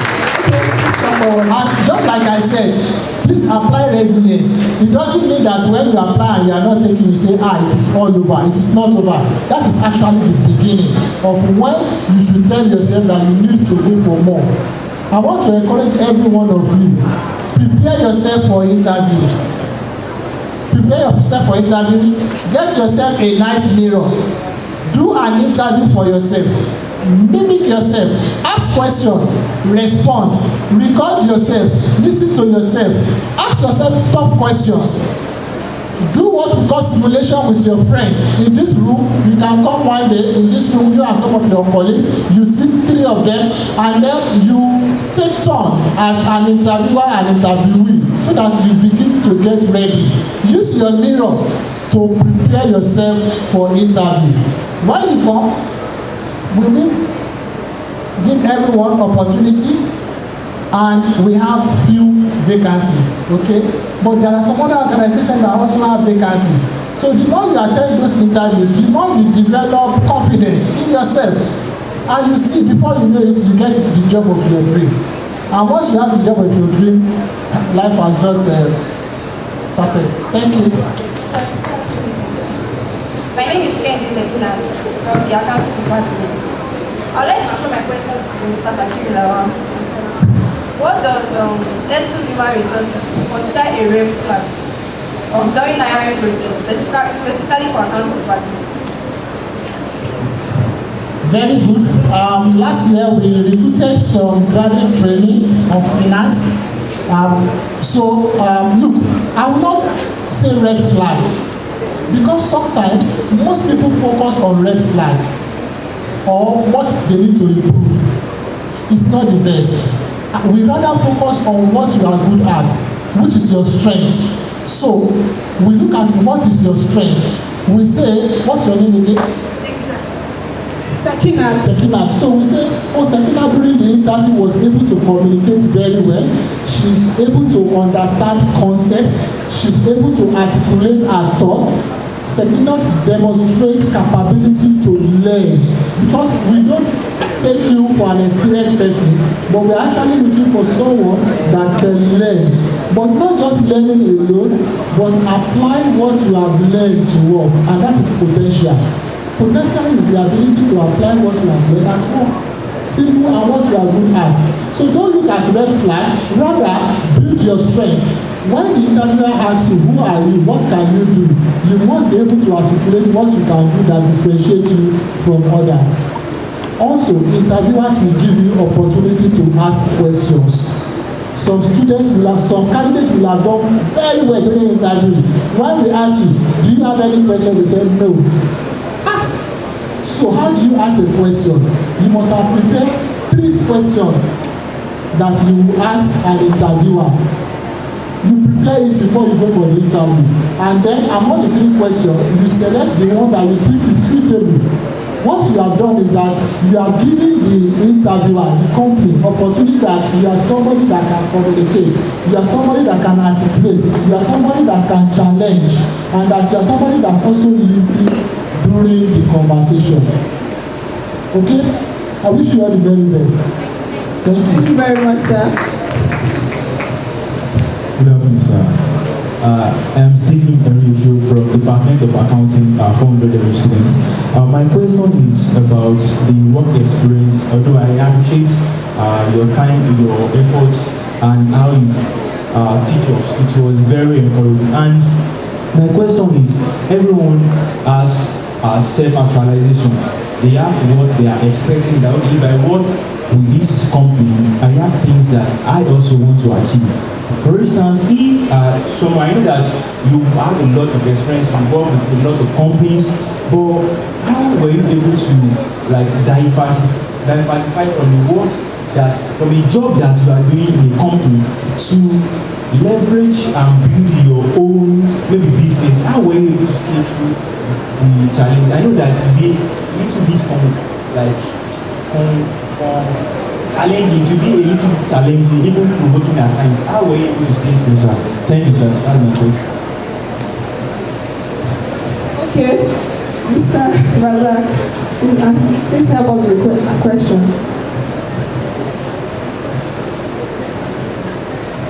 I think to answer your question, when you are working in an organization, we have different units in that organization, and if you are intending to diversify in the future, what the companies avails you is that at your own leisure time, probably when you are on leave, you want to take some time to understudy what other units does, because as an entrepreneur you need to match all the things that all the units in an organization is doing.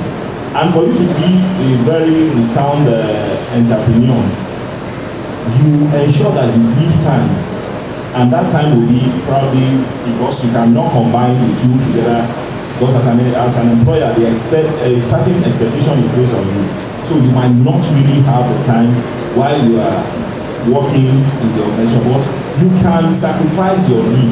We do it in Nestle, whereby you say, okay, as I'm in sales now, I said probably I want to have some time in supply chain, because I'm looking towards probably having a logistic company. So I might take my time to say I want to have some internship with supply chain to work with physical logistics and understand how logistic business work with Nestle. And from there, when I decide to now diversify, I already have, an in-depth knowledge on how to manage successfully a logistic company. So these are the news that even some good companies like Nestle do avail those who are also looking in the future to diversify. And also, there is a plan, even in Nestle, they call it hire to retire. It's also an avenue for you understand, to bring in, entrepreneurs that have succeeded with business to come and train you while you are still working with Nestle. So So these are other things that working as Nestle as an organization, you see the HR talking so much about all of what I've spent 20 years also in Nestle, and where, two other companies that worked nationally, I've spent 2 years. But when you have a company that is also aligning with your career aspiration, you want to stay there and really at least acquire what it will take you to succeed as an entrepreneur. So these are the news that you can enjoy if you work with Nestle. Thank you. Thank you very much, sir. Just to add to what Mr. Razak said, when you go to an organization, you are working with an organization, one of the things that is very key is being accountable and trust as well as integrity. So you shouldn't use your 8 to 5 that you're supposed to be using to develop an organization's dream and aspiration or objective to be selling your market. Because you are giving a laptop, they trust you that you are doing the job. But some might, instead of doing their job, they might be using that laptop to be doing to be buying and selling. Where are you? My customer, the person that needs makeup is already there, right? So what we are trying to say is that you should ensure that you put the company's interest at first before your own interest. However, it's important that you start planning for life afterwards, paid employment. Thank you very much. Good afternoon, everyone. My name is Olantofumi Shetomi, a 400-level student of transport management, and my question goes thus: what are the logistic challenges faced by Nestle PLC Nigeria? Thank you. Okay, I think Mr. Razak can answer that question as a sales manager. We still have a lot of challenges that cut across even some of the roads in Nigeria today, and also we don't so much have enough even logistic companies that are well grounded and structured. So we still have some cases of where some of our logistic partners will face some, challenges on breakdown. This is one. Then I talked about the road network also in the country today. They're also a big challenge. And again, logistics in Nigeria, we are still trying to ensure that we move to the next level, because most of the employees of those logistics companies, you understand, safety to some of them, and honestly, we don't compromise them when it comes to safety. Some of them are still, faced with these safety challenges, and that is why Nestle has made it the core responsibility that, one, we check with the logistic company their fleets.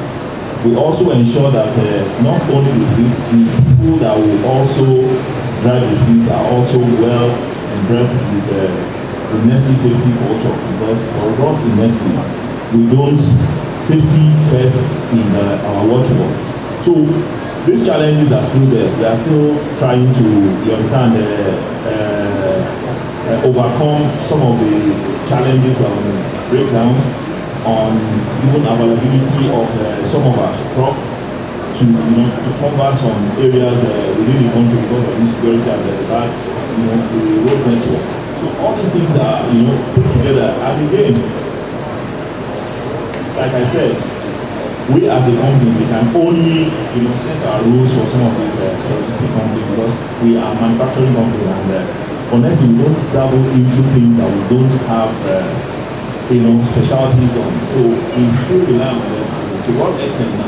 What I'm telling you that most of the logistic companies, at least today, working with Nestle, will be able to up their standard, and though we are not 100% there, but at least we have attained some good level that is making us to ensure our availability, and our goods are always available wherever we have a need for our consumers to keep us. Thank you. Good afternoon, sir. Good afternoon. My name is Philippines Freeman, a computer science student. So my question goes like this: what advice will you give a student who is so passionate of becoming an entrepreneur after his schooling or her schooling, which means that that he has been developing skills or different kind of skills that will help him or aid him or her in that entrepreneur. So what advice will you give such a person without going to any kind of company or working under the company?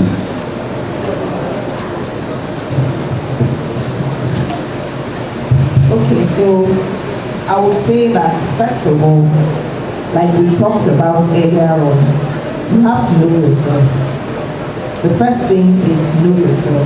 If you look at Mr. Shakiru's slide, he talked about self-awareness.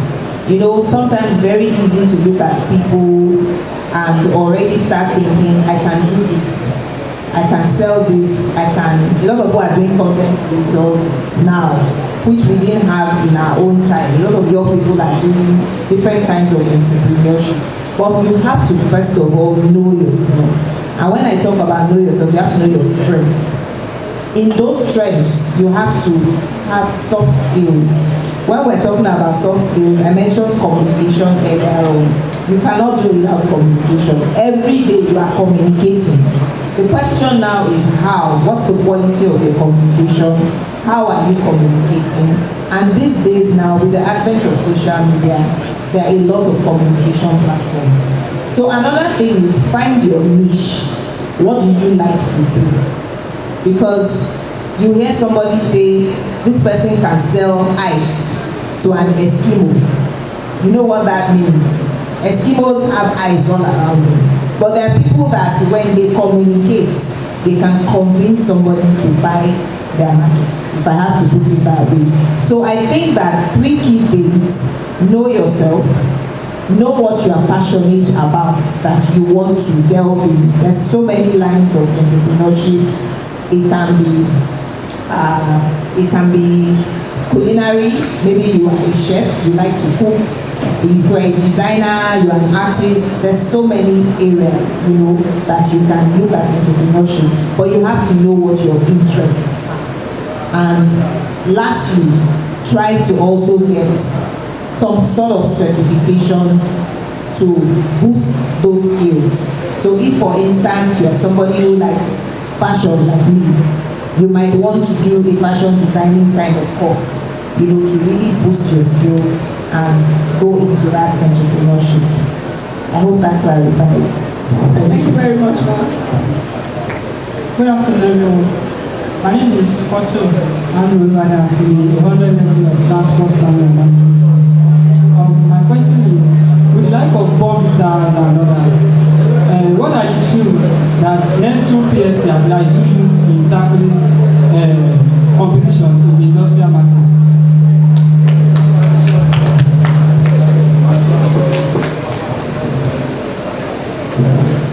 Okay, no. So what are the strategies we put in place to tackle competition?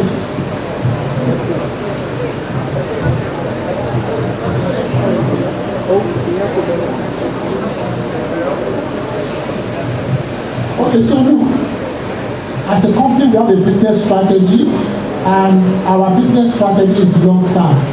We are not dealing in short term business. Our objective is long term.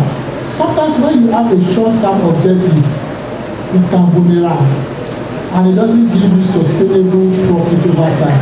But when you have a long-term objective, then you are able to impact the organization, impact people in the organization, impact your stakeholders, your shareholders, and also the community at large. That is what we do at Nestle, and that is why Nestle is a company that is 160 years old as an organization. 160 years.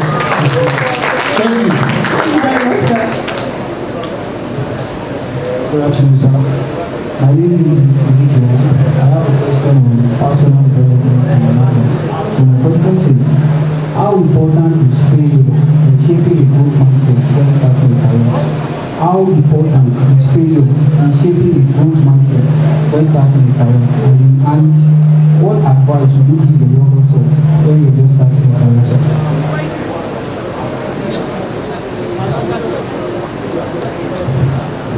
That's a very good question. I wish I can turn back to 18 and still enjoy life, that I have to call my dad, I need money. Now, look, think today, if I look back today, I will do more of reading. One, I will take opportunity of internship. I will take more opportunity for volunteering. I will take more opportunity to get to connect more with people, and also take more opportunity to take leadership role while I'm in school. I took some leadership role while in school, but not so much. So if we have a department, accounting department, transport department, logistics department, microbiology, biochemistry, taking a leadership role is part of shaping your future career. Why? You are able to account for whatever you collect from your colleagues in terms of departmental pay. So it gives you some leadership traits. I read today, but I would have loved to actually read more. I did some certification in school. I would have loved to even do more while I'm still in school, because it's always good to get prepared for the future, because the future is very close. Before you know it, add 20 years to your age and you no longer be the same person. I hope I answered your question. Thank you. Thank you very much, sir. Good afternoon. My name is Ago-Iwoye, a former accounting student. My question is that how can someone balance being an entrepreneur and also working in an organization, in the sense that one won't hinder the other? Okay, look, first of all, what we encourage, so this will be the last two questions, okay? What we encourage in our organization is what we call entrepreneurship, where you apply your entrepreneurship into the organization. As much as possible, every individual have their goals. One of your colleagues talk about goals, right? I have a colleague who said that he's going to work for our organization for 10 years, and after 10 years, he's going to establish his own company.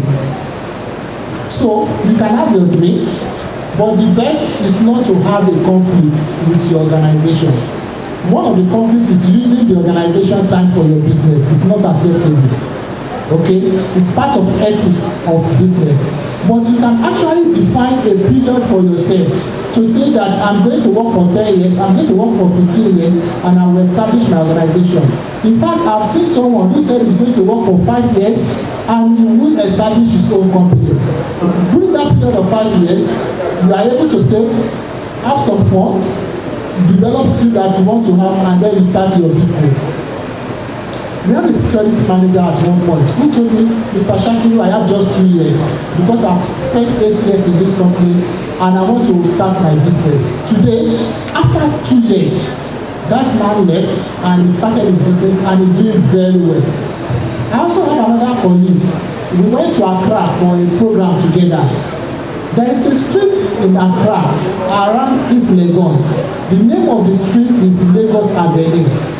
On that Lagos Avenue, there was this pharmaceutical shop, very beautiful. This my friend is a pharmacist, and he said to me, we were inside the door, he said, Shakiru, I'm going to have this in Lagos. This is what I'm going to work on when I get to Lagos. And after 2 years, he resigned, and today he established a very good company that is thriving. So, what I said earlier, have the end in mind, what you want to do. Put down your goals, work towards it, give yourself time frame, and focus on your business. It's your business. Don't waste your time. Go and establish your business. Business may not strive the same day. You may not give profit in 1 year. So you need to also have a fund that will enable you to remain resilient for the period that you are trying to break even, and then you can excel thereafter. And I wish you all the very best. Let's see a new Dangote in you in the future. Thank you. Good afternoon, everyone. My name is Ago-Iwoye. I'm from the Department of Industrial Relations and Economics. My question is, the statement, do not put your eggs in one basket. Can it be applicable when searching for a job? Like when writing CVs, do you just write those CVs and wait for reply, or just like write one or two, then wait for reply? Very important, very good question. Nkechi, right? Very good question, Nkechi. When searching for job, don't put all your eggs in one basket. Apply to as many as possible organizations. What I observe is that some people will be applying to banks. Yes, you should apply to banks. Also apply to insurance companies. Also apply to other financial institutions. Then apply to entertainment industry. Go to entertainment industry. Apply there. Go to big time hotels. Apply because they are looking for solid talent. Go to aviation. Apply to all the companies in aviation. What other company? Go to telecom. Look at all the companies in telecom. Select them one after the other. Airtel, Globacom, MTN. Apply to all of them. Go to food industry. We have over 100 companies in the food industry. Apply to every one of them. Where else would you like to work? Aviation. Go to aviation. Go to all the companies and don't limit yourself to Nigeria. Apply. Apply to KLM. Apply to Lufthansa. Apply. One thing that you will get while you are applying is that, first of all, you will derive what we call self-satisfaction. You'll be happy with yourself, and more people will call you, and then you have opportunity to choose. There was even a time, as soon as I started a job, another company came call you, and I'm like, which one do I do now? Because you should apply to as many as possible. There are so many consulting firms. Apply to all of them. Because organizations don't run on machines. Organizations run with people. So every company needs people, and they need people like you. So apply. Thank you. I want to add to that. Well, I would say that in line with what Mr. Shakiru has said, while you are also applying, try to also tweak your CV a bit to fit in with some of those, different organizations, so that you are also a good fit, and there's a high possibility of you also being contacted. Thank you. Good afternoon, everyone. My name is Ago-Iwoye from the Department of Statistics. So I'm directing my question to Mr. Shakiru. So I want you to explain to us the use of statistics in Nestle industry and what we can do and to be able to work with the industry or probably other kind of organizations that use statistics. And you're right. Tinola, can I give you an assurance? 3 years ago, I employed a statistician into HR, and it's one of the best person that I've employed. He did very well, very well. So in every aspect of our business, statistics is very relevant. In demand and supply planning, we require statistics. In HR, in accounting, in the factory, in technical, in supply chain, we require statistics. So sometimes we are even looking at the CV. Sometimes those statisticians don't apply to us. I don't know where you guys apply to. Maybe government. Apply to corporate organization, and you will have the opportunity to grow. This statistician is now a professional HR. In fact, today is in the UK and is striving very well. So I give you that encouragement. Apply, develop yourself, get more into statistics, but you need to also make sure that your statistics comes with digitalization, because nobody works with some of the stuff that we learn. You need to make sure that we are learning the new trend, what organizations are looking for, the new skills. So you have to ask yourself, what are the skills that organizations need today? And that is what you should go for. And if there's any insight I'm going to give to you, I will tell you to develop competency in analytics. Develop competencies in what? Analytics. It could be people analytics, consumer analytics, supply analytics, what type of analytics you can actually leverage and move from one area to another, because people that study statistics excel when it comes to analytics. Thank you so much. I hope I answered your question. Thank you very much. Please, a round of applause for all our panelists. Okay, thank you. So to wrap up this session, we would like to hear some piece of advice or their closing thoughts.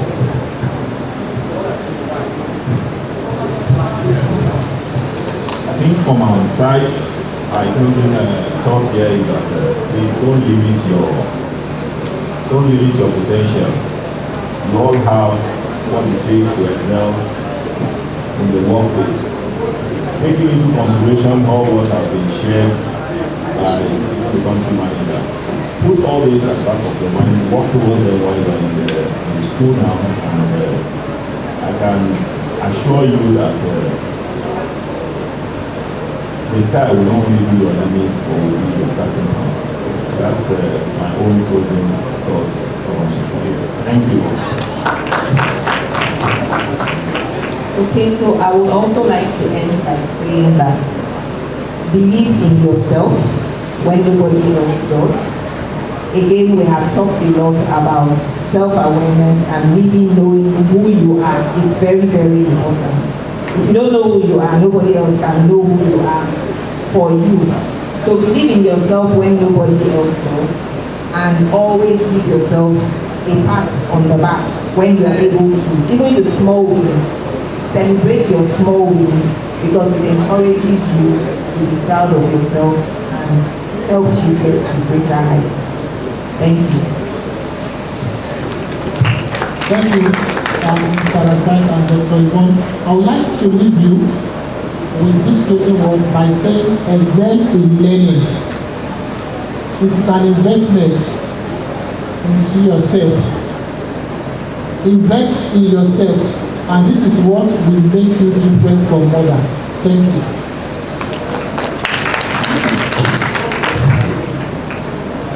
Esteemed students, I know you must have had a very beautiful and insightful session today. If you really had, please put your hands together again for the panelists. That applause should be resounding. Thank you very much. I want to sincerely thank the panelists, right from Mr. Shakiru Lawal, Dr. Yvonne Olaloku, and Mr. Ali Razak. You have really done very well, and I know our students right inside this hall have some beautiful and valuable takeaways from today's event. Before we wrap up, I want to invite the registrar, who is ably represented by Deputy Registrar Senate, Mrs. Florence Odonika, to come up here and move the vote of thanks. Please a round of applause for our registrar, please. Thank you and good afternoon to all of us. I believe that we have really enjoyed ourselves today. I want to believe that you have gained one or two things from the workshop. Transition from school to work, you can see that it is a very long journey. But if you start the preparation now, I believe that you will have a smooth work to work. So, on behalf of the university management, I would like to express our heartfelt gratitude to Nestle Nigeria Limited for gracing us with this visit. We really appreciate their coming. Your presence here today is a testament to your organization's commitment, to nurturing talent and fostering industry and academia partnership. So we really appreciate it. We also want to particularly appreciate your support towards our students' industrial attachment program. Your willingness to provide practical training and mentorship has been invaluable to our students' growth and development. Your contribution has not only enhanced our students' skills, but also opened us to potential career opportunities. We look forward to continued collaboration and mutual benefit from you. Once again, thank you for your kindness, your support, and your partnership. We appreciate your investment in our students. So, on behalf of the university, once again, I want to say a very big thank you for your time. and it doesn't look as if you are tired, but I can see that if you still want to continue, you are ready to continue with us. So I really appreciate your efforts towards nurturing our students, and I pray that as you go, God will grant you very mercy to your different destinations. Thank you, and God bless you. Please put your hands together again for our registrar. Distinguished ladies and gentlemen, shall we rise for the national anthem?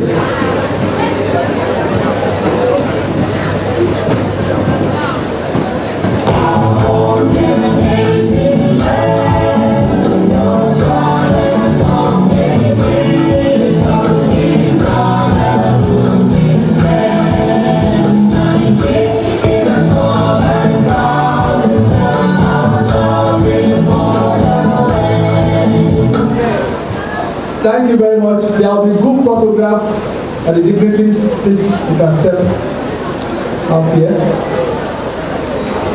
Good photographs.